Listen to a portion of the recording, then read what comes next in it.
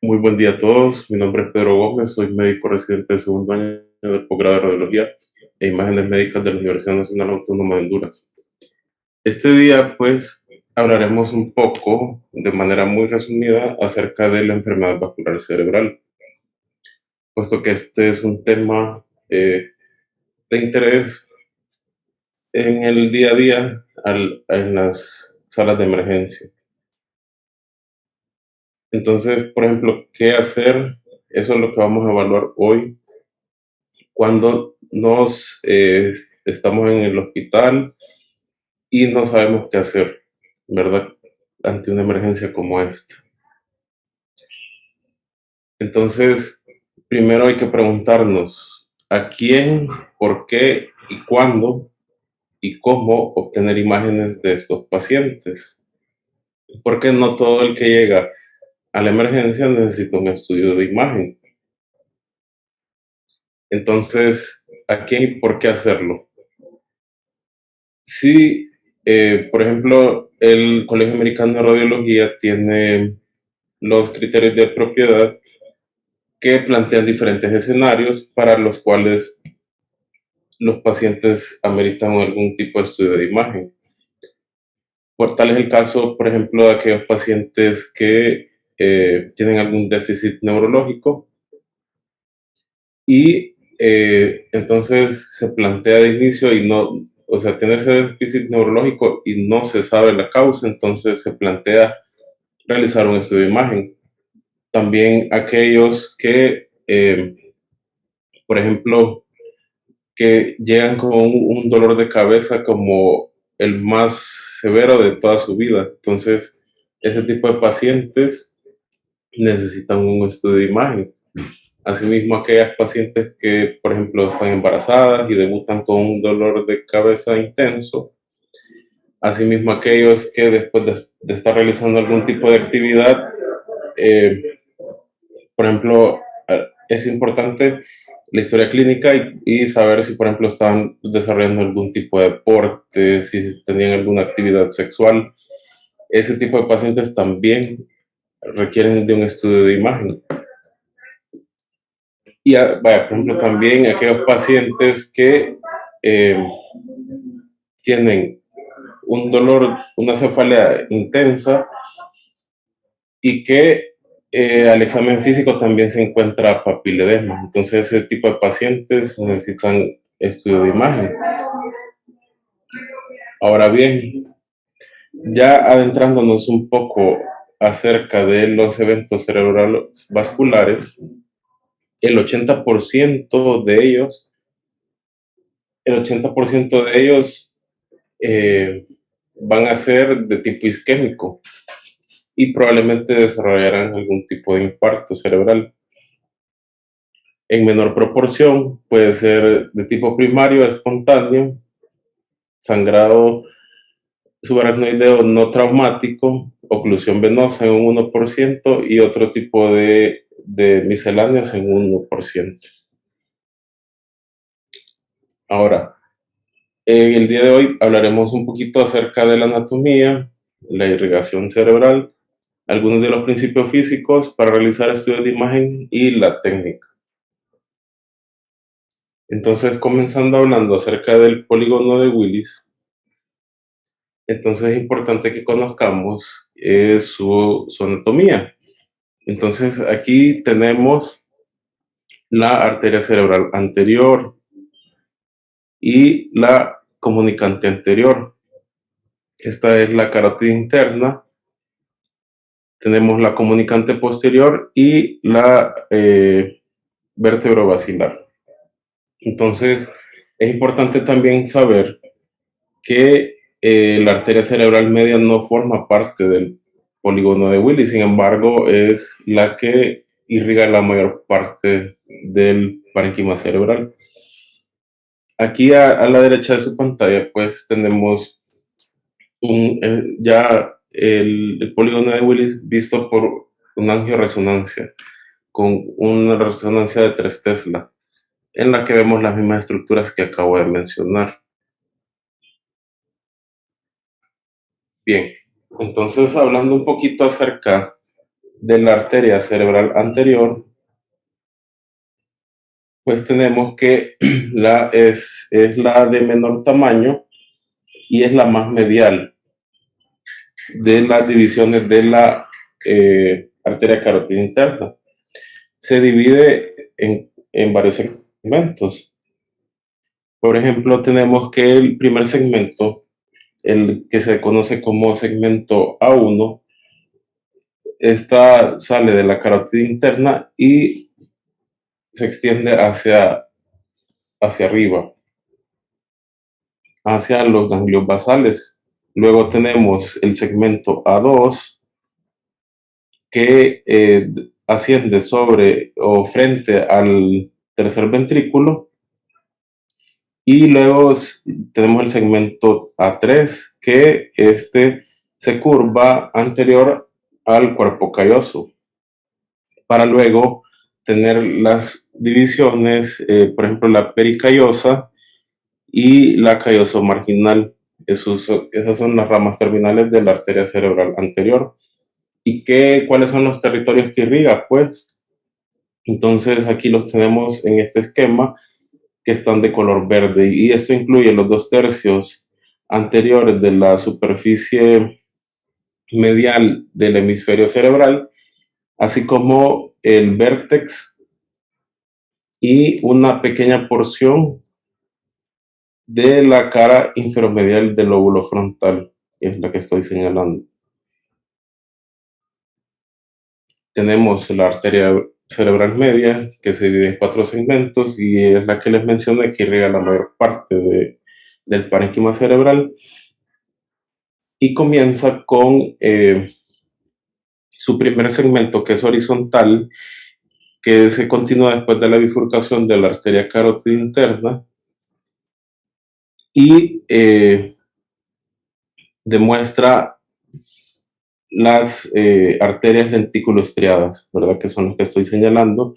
Luego se continúa su segmento M2 sobre la ínsula, que discurre lateralmente hacia la cisura silviana, que ya sería el tercer segmento. Y ya cuando asciende hacia la corteza, que sería el segmento 4 o M4, que estas van a irrigar la parte cortical. Entonces, los territorios, como les acabo de mencionar, suplen la mayor parte del hemisferio lateral cerebral. Asimismo, también la parte anterior del lóbulo temporal y la región inferolateral del lóbulo frontal. Tenemos también la arteria cerebral posterior, que esta también se divide en varios segmentos, irriga la porción más inferobasal del cerebro. Y entonces tenemos que su territorio pues está coloreado aquí en morado, y vemos que incluye parte del lóbulo occipital y el tercio posterior medial, así como las regiones o las superficies posterolaterales del hemisferio, así como también parte inferior del lóbulo temporal. También el sistema vértebro-basilar, que irriga la porción posterior y que surge de las arterias vertebrales, luego se une en la arteria basilar e irriga la fosa posterior. Entonces, ya hablando un poco acerca de los infartos arteriales, tenemos que los estudios de imagen forman una parte muy importante en el triaje de estos pacientes. Y la tomografía cerebral simple, así como una angiotomografía, son de las modalidades más utilizadas. ¿Por qué? Porque son prácticamente están disponibles en todos los centros hospitalarios y se pueden adquirir fácilmente y rápidamente, que es lo más importante. Entonces, cuando nos enfrentamos ante un evento cerebrovascular, tenemos que hacernos las siguientes preguntas, que van a ser resueltas por estudios de imagen. Entonces, primero, ¿hay hemorragia intracraneal? Sí o no. También hay que preguntarnos si hay oclusión de algún vaso de grueso calibre. También hay que preguntarnos que si hay alguna parte del cerebro que está dañada de forma irreversible y si habrá presencia de una zona de penumbra, que pronto hablaremos de ello. Entonces, en un accidente cerebrovascular no es lo mismo decir isquemia a decir infarto. ¿Por qué? Porque el área de isquemia pues aún es rescatable, mientras que la zona ya infartada o el core, esa es un área que es irreversible. Y para ello, pues existe esta frase que se conoce mundialmente como time is brain o el tiempo es cerebro, porque actuar de forma rápida nos ayuda a nosotros evitar un mayor daño cerebral. Se dice que por minuto se llegan a perder hasta 2 millones de neuronas. Y la mayor causa de estos accidentes cerebrovasculares se atribuye a un origen aterosclerótico hasta en un 45%, seguido de una enfermedad de pequeño vaso en un 30% y de enfermedad cardioembólica hasta en un 25%. Es importante también mencionar que la arteria cerebral media es la que mayormente se ve afectada.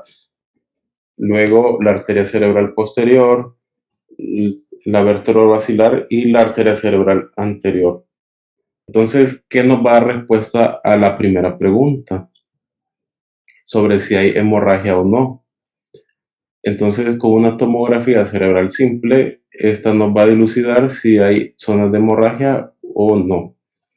Luego, si la siguiente pregunta es si hay algún sangrado activo, eso nos lo puede decir una angiotomografía. Entonces, existe el protocolo de imágenes que incluye una tomografía cerebral simple seguido de una angiotomografía, y esto se puede realizar en menos de 15 minutos, va a mejorar el diagnóstico del paciente y no retrasa su tratamiento.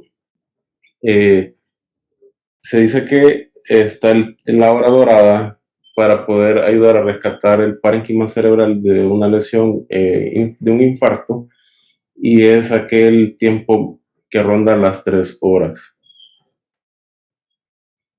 Entonces, por ejemplo, aquí tenemos una imagen de tomografía cerebral simple, un corte axial sin contraste, en la que vemos un signo clásico, ¿verdad? De la arteria cerebral media hiperdensa.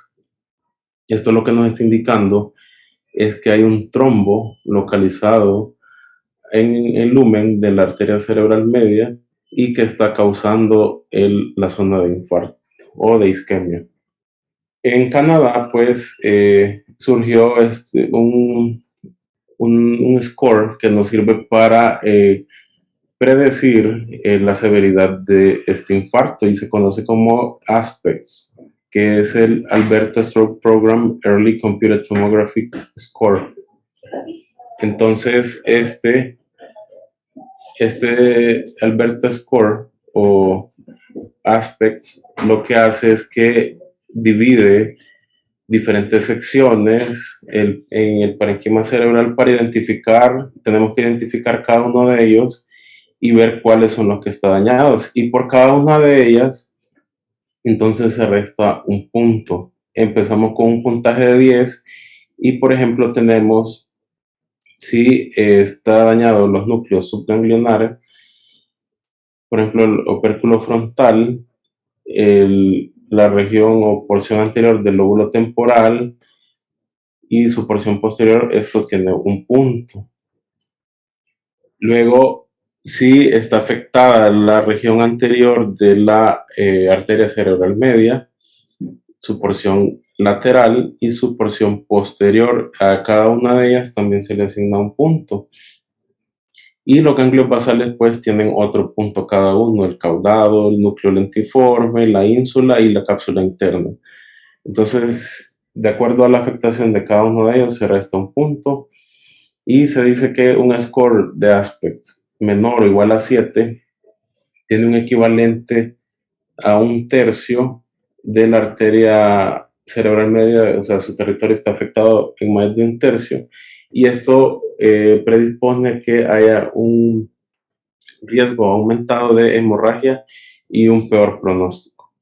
Aquí tenemos un ejemplo de un paciente, esto es una tomografía computarizada, un corte axial sin contraste, en la que observamos un área de isquemia grande, o sea que tiene un score de aspects alrededor de 3 puntos y tiene un muy mal pronóstico en este caso. Ahora bien, ¿qué nos va a plantear o qué nos va a responder las últimas, la tercera y la cuarta pregunta? Es decir, si hay un área, un core y una penumbra. Entonces esto se hace con la tomografía con imágenes de perfusión, en la que se adquieren por mediante esto, se observa el volumen del flujo cerebral, también se observa el flujo sanguíneo y el promedio del tiempo de tránsito de la sangre.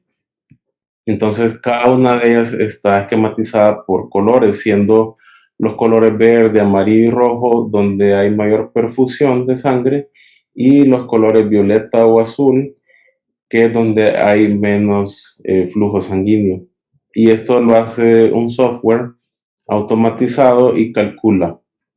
Entonces, cuando tenemos en su conjunto estas imágenes, podemos observar el área de penumbra y el core, que en este caso, en esta imagen, estamos viendo acá donde estoy señalando con el puntero, que este es el área de penumbra y el core está hacia más medial. Entonces, existe un protocolo también por resonancia magnética que nos puede ayudar a dilucidar en aquellos casos en los que por tomografía computada no vemos algún indicio de isquemia cerebral. Entonces es un protocolo acortado que solo incluye imágenes en FLAIR, T2 y difusión. Entonces este es el protocolo que se conoce como protocolo de stroke o de infarto. Y entonces el FLAIR nos va a servir mucho porque en la fase hiperaguda se demuestra como hiperintensidades el área de isquemia.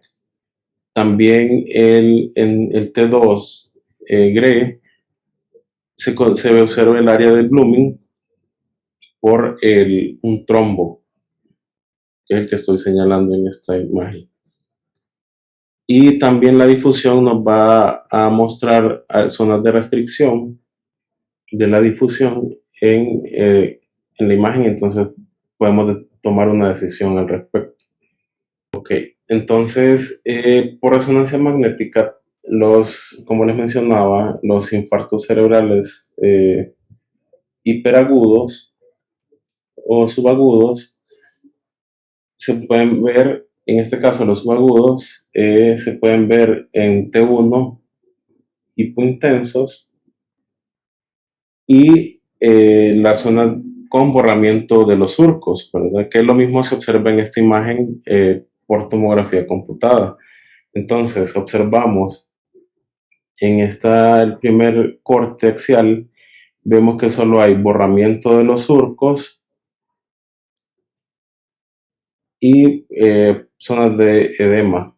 Luego han pasado unas horas, 6 horas después, y se observan zonas de una zona geográfica en forma de rectángulo que está demostrando la zona de isquemia. Ya han pasado 7 días y ya vemos zonas de transformación hemorrágica en las últimas 2 imágenes que estoy señalando acá.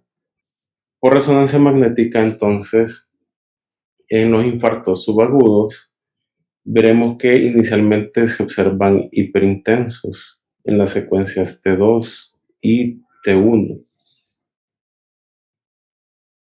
Entonces, eso es lo que se caracteriza. Luego, posteriormente, en FLAIR, vamos a ver que se observa ciertas áreas hiperintensas y un T2 que puede ser normal ya en las siguientes 2 semanas. Ya cuando ha pasado o existe transformación hemorrágica, entonces vamos a ver en el FLAIR y en GRE ciertas zonas que están señaladas por las flechas, que son zonas de transformación hemorrágica. Y es importante mencionar que no todos los eventos cerebrovasculares van a terminar en transformación hemorrágica, solo alrededor de un 30% de ellos. Ok, en los infartos cerebrales crónicos, esto es cuando ya ha pasado más de 3 semanas, entonces existen se empiezan a desarrollar zonas de encefalomalacia postinfarto. Aquí ustedes pueden ver en un corte macroscópico cómo se observa estas zonas de encefalomalacia postinfarto y por imagen qué es lo que se observa. Entonces existe una disminución del volumen y quedan zonas cavitadas con áreas de tejido glial. Esa es la apariencia usual. Tenemos también los que se conocen como infartos lacunares, que por definición son aquellas zonas de isquemia eh, crónicas que rondan entre los 3 y 15 milímetros. Y estos representan un 25% del total de los infartos cerebrales. Y también, pues, es importante saber que son considerados como marcadores macroscópicos de enfermedad de pequeño vaso. Entonces, cuando observamos estos infartos lacunares, muy probablemente esté asociado a enfermedad de pequeño vaso. Ahora bien, existe también, o debemos conocer, la hemorragia no traumática. Y esta se divide en dos grandes subdivisiones, que es una que es intraxial y otra que es extraxial. La intraxial va a ser una hemorragia intraparenquimatosa y la extraxial vamos a ver hematomas epidurales, subdurales o hemorragias subaracnoideas. Me gustó esta frase que dice que en ausencia de trauma se presume que la aparición abrupta de síntomas neurológicos focales es de origen vascular hasta que se demuestre lo contrario. Esto lo escribió la doctora Ann Osborne en el libro que utilicé como referencia bibliográfica, que está dirigida para los residentes. Entonces, dentro de estas subdivisiones tenemos la hemorragia intracraneal primaria o espontánea, y es la segunda causa de accidente cerebrovascular, hasta en un 15%. Esto es importante porque más del 70% de estos pacientes con una hemorragia intracraneal espontánea muere o queda en un estado dependiente, aún con el tratamiento adecuado en el tiempo adecuado. Hasta el 30% muere en las primeras 48 horas post tratamiento. Y la mortalidad al año es del 60%. Y solamente un 20% recupera su independencia. Entonces, ¿a quienes se les recomienda un estudio de imagen? Aquellos pacientes que tengan mayor de 45 años, que lleguen a la emergencia con un cuadro de crisis hipertensiva, entonces se puede utilizar una tomografía cerebral simple. También en aquellos adultos jóvenes o adultos normotensos se puede hacer una tomografía computada con contraste o resonancia magnética, con y sin contraste. ¿Y qué debe incluir el reporte de radiología? Pues cuando está un hematoma instaurado, debe incluir el tamaño del hematoma, la localización, si este está causando hemorragia intraventricular y una hidrocefalia secundaria. También mencionar si hay efecto de masa secundario al edema. Debemos conocer también las etapas de la hemorragia intraparenquimatosa. Entonces tenemos que existen varios estadios de la hemorragia intraparenquimatosa. Tenemos el estadio hiperagudo, que es aquel que se da en las menos de 24 horas, agudo de 1 a 3 días, subagudo temprano, que es de los primeros 3 días a la semana, el subagudo tardío, que es de 7 días a un mes, y el crónico, que puede tardar meses. Y las imágenes van a depender del estado de degradación de los productos de la hemoglobina.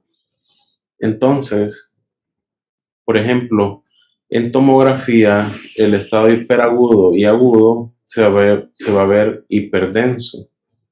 En un subagudo temprano puede ser isodenso por tomografía, y a los estadios subagudo, tardío y crónico pues son hipodensos por tomografía. Similarmente ocurre en la resonancia, en los que el hiperagudo y agudo pueden ser isointensos en T1, pueden ser hiperintensos el subagudo temprano y tardío, y el estadio crónico puede ser hipointenso.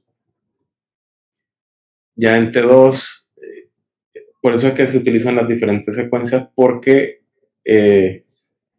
al estarlo, o sea, se hace todas las secuencias y eso nos va a ayudar a determinar si es hiperagudo, agudo, subagudo temprano, tardío o crónico. Entonces, esto es lo que nos va a ayudar a diferenciar.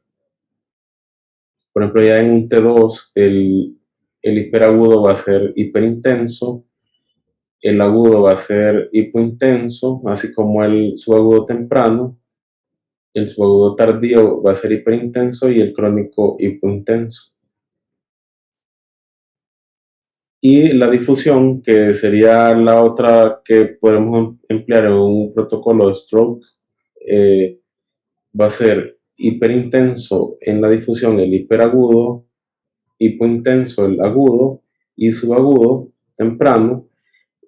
El subagudo tardío va a ser hiperintenso y el crónico hipointenso. Y en el mapa de ADC, pues todos serían hipointensos. Entonces, también es importante conocer que la densidad va a variar en relación con el tiempo, lo que estábamos viendo ahorita. Y existe ya una relación que está establecida en base al tiempo. Entonces, a medida pasan los días, vemos que esta gráfica que nos demuestra la densidad de la lesión va a ir disminuyendo a similar al del líquido cefalorraquídeo. Entonces, en un estado hiperagudo, como lo veríamos pues en un T2, vemos una lesión que se muestra con hemorragia hiperaguda, que es hiperintensa, ¿verdad? Como acabamos de mencionar. Ahora, en un estado agudo, tenemos que en un T1 pues puede llegar a ser isointenso, y en un T2 ser con bordes hiperintensos.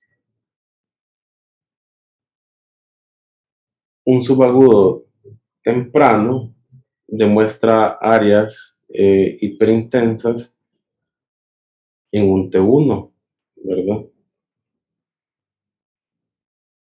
Un subagudo tardío va a ser hiperintenso en T1, también va a ser hiperintenso en T2. Ya un estado crónico nos va a demostrar que tiene ya un área eh, hiperintensa en T2 con un borde hipointenso, que esto nos va a dar a entender de que ya existió degradación del parénquima y rodeado por un área de hemosiderina, ¿verdad? Por la degradación de los grupos M. Y ya para ir concluyendo, pues tenemos que conocer también un poco acerca de la hemorragia subaracnoidea, que esta ocurre en un 80% secundaria a una rotura de un aneurisma sacular. La mayor parte de ellos surgen del polígono de Willis o en la bifurcación de la arteria cerebral media. Los pacientes van a presentar la clínica, la mayoría, hasta un 75%, y nos van a referir de que ha sido el peor dolor de cabeza de toda su vida. Por esa razón es que ante una sospecha de una hemorragia subaracnoidea es que cuando un paciente nos llega con esa clínica es obligatorio realizar un estudio de imagen, puesto que un tercio de estos pacientes mueren las primeras 72 horas. Y como les había mencionado anteriormente, pues una tomografía cerebral simple forma parte del tamizaje y es una excelente forma de evaluar estos pacientes, ya que arriba de las 6 horas la sensibilidad alcanza un 100% prácticamente. Y los hallazgos clave va a ser que vamos a hallar surcos y las cisternas hiperdensas, tales como en esta imagen. Estamos viendo que en estos cortes de tomografía computada en el plano axial, vemos cómo hay estas hiperdensidades a nivel de los cisternas basales y de algunas fisuras, ¿verdad? Entonces eso es el hallazgo típico que vamos a observar en una hemorragia subaracnoidea. Y ya por resonancia magnética, pues vamos a ver que en T1 vamos a ver como el líquido cefalorraquídeo tiene ese aspecto como sucio. Ya en un T2 también esa sangre se mezcla con el líquido cefalorraquídeo y obsérvese que tiene una intensidad distinta a la que es un líquido cefalorraquídeo sin mezclarse con sangre. Y el FLAIR es la mejor secuencia que nos va a demostrar hemorragia subaracnoidea. Entonces aquí estamos viendo algunos surcos hiperintensos que está demostrando las zonas de hemorragia. Y bien, pues les agradezco su atención. Estas son las referencias bibliográficas que utilicé.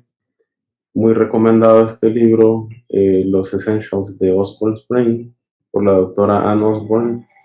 Y pueden visitar diferentes recursos, como por ejemplo esta de la Universidad de Calgary en Canadá, que son los que desarrollaron el Aspects Score. Y me despido mencionando que hoy es el Día Mundial del Cáncer de Mama, entonces establecido por la OMS en 1988.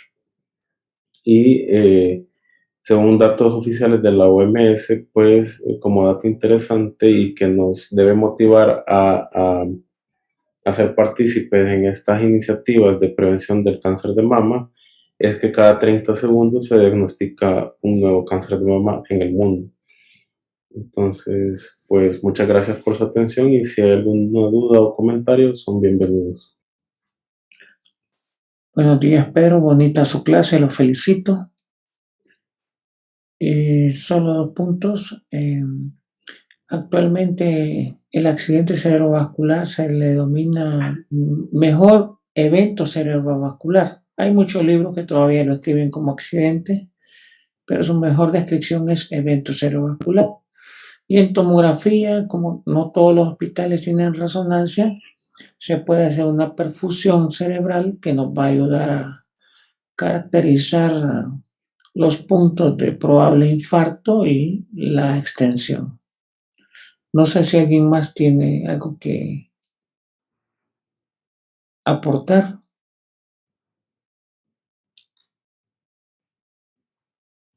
Buenos días, doctor. Gracias a Pedro por su clase, muy bonita. Yo quiero comentar que en los casos de hemorragia subaracnoidea es útil eh, en la utilización de la clasificación de Fisher, porque la clasificación de Fisher nos ayuda a predecir la probabilidad de que ese paciente sufra isquemia cerebral secundaria a vasoespasmo originado por la hemorragia. Entonces, esos pueden ser datos que ayuden al médico tratante a tomar decisiones un poco más agresivas para tratar de resguardar el parénquima cerebral, en los casos de roturas de aneurismas, por ejemplo. De ahí comentar que en la tomografía hay algunos signos tomográficos de isquemia temprana, los cuales tenemos que buscar en aquellos pacientes que reúnan la clínica, ¿verdad? Sobre todo los casos de arteria cerebral hipertensa, el ribete insular, el borramiento de surcos o fisuras, la simetría del parénquima cerebral, siempre hacerlo comparativo. Y como mencionaba el doctor Almendares, pues las técnicas de perfusión, pues no las hacemos, ¿verdad? Pero hay que conocerlas porque son lo que se emplea en la actualidad. Y muchas gracias por la clase. Muy bonita. Gracias.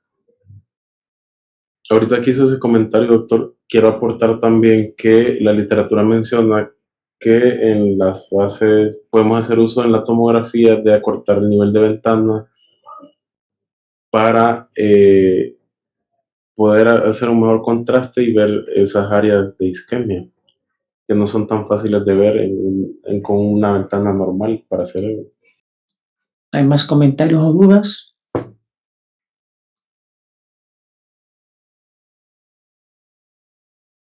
Si no es así, entonces concluiríamos con la clase del día de hoy. Gracias de nuevo, Pedro, por su bonita clase. Gracias a ustedes, doctor.